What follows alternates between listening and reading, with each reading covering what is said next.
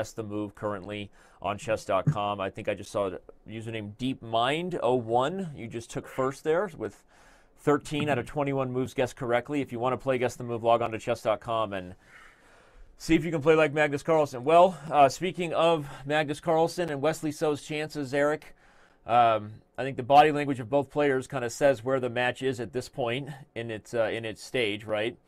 I mean, what a counterpunch by Magnus. Wesley played a very good game, got his first win. That's a definite confidence builder, and then he gets sat down. Like with that one, that was like getting mated like that. You know, the 𝙬𝙬𝙬𝙬 has a reputation for being a very, very solid opening. It's very impressive what just happened.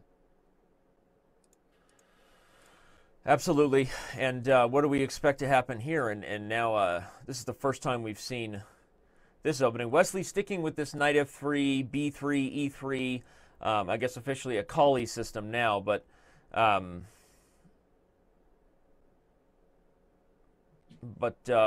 some point, what do you think in a match like that? I know you've had a lot of long blitz sessions. At some point, what's the balance between being stubborn and sticking to your guns because you prepared this system, which I think it looks like Wesley did. He's gone to it several times with white, and then recognizing that it's time for a new approach and try to mix it up. What would be your thoughts on that?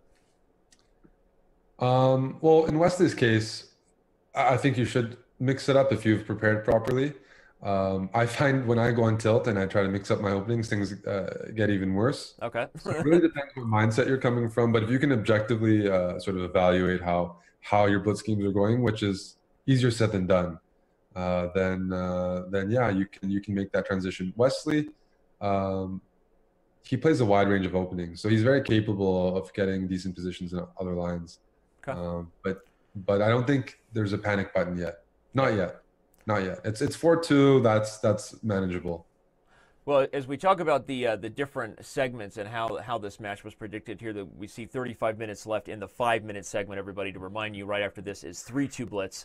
But in our preparation and in those stats, Eric, we actually predicted that the 3-2 portion would potentially be the best portion for Wesley. So with our algorithm saying he may only be about a game worse than Magnus in that time control. So you're right. If he can stay within a couple games, perhaps he gives himself a chance to get a big score in the 3-minute portion. Yeah, I mean, the one area where I'm not good at predicting that is how people are going to do in the chess 960, and that's something. We talk about people giving up their parties on Saturdays to be with us. Actually, Foreman in the chat corrects us. He's at a party watching chess. Maybe it's a chess party. So we are the party, Eric. I want to see proof. I want to see you tweet it. Yeah, I want to see people around, and I want to see a guy sitting on his couch with his phone out, right, and just looking at watching. But not alone. Antisocial. But not alone. A big social environment. We want drinks in hand, and the party is on with Magnus Carlsen on the big TV.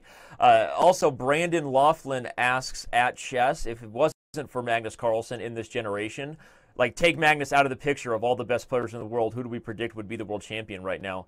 I don't know. Maybe Anand would still be the world champion, but I think you got to say Wesley So and Fabiano Caruana are right there. You know, but it's a hard question to say because even guys like Hikaru Nakamura are super talented, but has really struggled against someone like Magnus. So I think it would change belts sort of quite a bit. I think we're in a really strong generation, and just Magnus stands out. But actually, otherwise, you can see guys like Aronian. You know, Aronian, of course, yeah. But he might not be consistent enough to like maintain the title. You never know. There's a lot of guys in that. Right below Magnus, there's like 5-6 players who you could make a good argument for, and I think it would change hands. Yeah, it's a great point. Thanks for those questions there from Braden Laughlin and Foreman and everybody in both chat rooms. Please keep your questions coming, and thanks for watching. All right, Eric, this is getting crazy. We have double connected pass pawns for white and double connected pass pawns for black. How do you evaluate something like this? Oh, that's a great question. It's a loaded question. Yeah, to me, it seems balanced. That's really what I can say because the players are playing with such confidence there. I guess based on the time, you can make a comment that probably Magnus is doing well here because Wesley preparing this line and he's allowing these structures, right? As white, he doesn't need to allow Magnus to have so much space. Ooh, look at this. He allows him to take f6, but Wesley doesn't want it. Yeah, he's had the option of taking f6. The problem is that dark squared bishop is the blockading bishop. So if you give up your dark squared bishop as white, you'll never challenge black's blockade. Right. That's the same reason why Magnus, he's keeping that bishop on a5 as a threat. He's keeping that knight on c3 honest because they'd love to push those pawns. It's sort of like whose pawns can get mobilized first. Right. And right now it looks like Magnus because he's threatening to play d4 right now. Right. d4 is a winning threat. So like I like black. He seems to be quicker to the punch. d4 and d3 may be coming, and because of that, Wesley decides he has to really mix it up. Does the thing we said he probably shouldn't. Now look for all of these dark squares to become this 99 problems, and the dark squares are some. I almost want to play f5 here. And then, because if d4 right now, which I'd love to play, it might run into knight e4. If I play f5, maybe I can follow up with d4.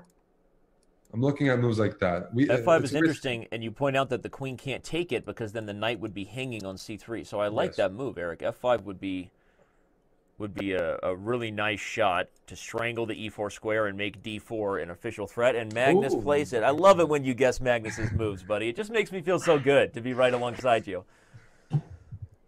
I know that makes you feel weird, but when you play better chess, it makes me feel good as well. It makes me feel good because Magnus, out of all the players I'll commentate on, will often logically find moves I don't and make me look stupid. Well, I think a lot of people feel that way, including his opponents. But but it's good. It's good. He's pushing his level, and that's the ceiling is going up.